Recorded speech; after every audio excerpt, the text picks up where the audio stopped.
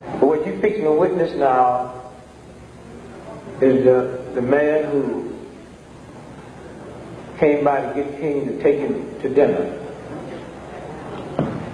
And 30 years later at a press conference, he slipped, because God do baffle your mind sometimes. You look.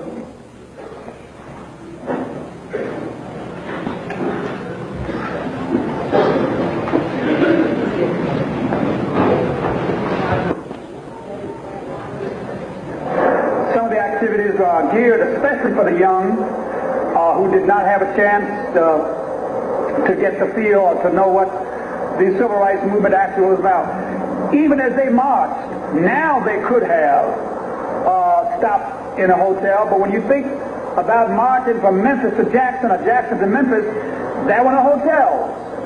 You stayed in churches, you stayed in people's homes, and that's how we got over, that's how we got through.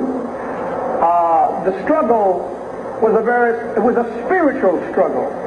You couldn't pay people to do what we had to do. You couldn't pay people to stand before mad dogs and fire hoses and billy clubs and cattle prods. It was strictly a spiritual and moral movement. So we wanted that dimension to be in the pilgrimage to Memphis. We will revisit the mountaintop speech site. That's the Mason's Temple, where Dr. King made his last address, which he almost didn't make, because the night that we were having that rally, there were tornado warnings, and he was behind on the Poor People's Campaign. And he said, you guys go on over and have the rally. I want to stay at the motel and work on the Poor People's Campaign.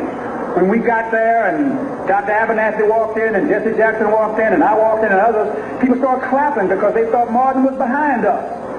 And so Ralph's preacher said to him, this is not our crowd. And he went to the phone and called Dr. King and said, any of the marches that we had in those days, you have an opportunity to bring the children and bring the family and march with us. And when I finished sharing with them the last hour of Dr. King's life, a hurry, but that gave me the wonderful privilege of spending the last hour on earth. 3 preachers in a room, Abernathy, King, and Kyle. And we spent that last hour together in room 306 at the Lorraine Motel. The press is always curious, and writers, what went on? What did you talk about? I say, we just talk preacher talk. What preachers talk about when they get together? Y'all pay real attention to what you're fixing to hear now. About 5:45, we walked on the balcony, and he was talking to people in the courtyard. He stood here and I stood there. Only as I moved away, so we could have a clear shot, the shot rang out. Thank you. I turned around and then knocked him back on the balcony. Listen. Oh. Wait, listen.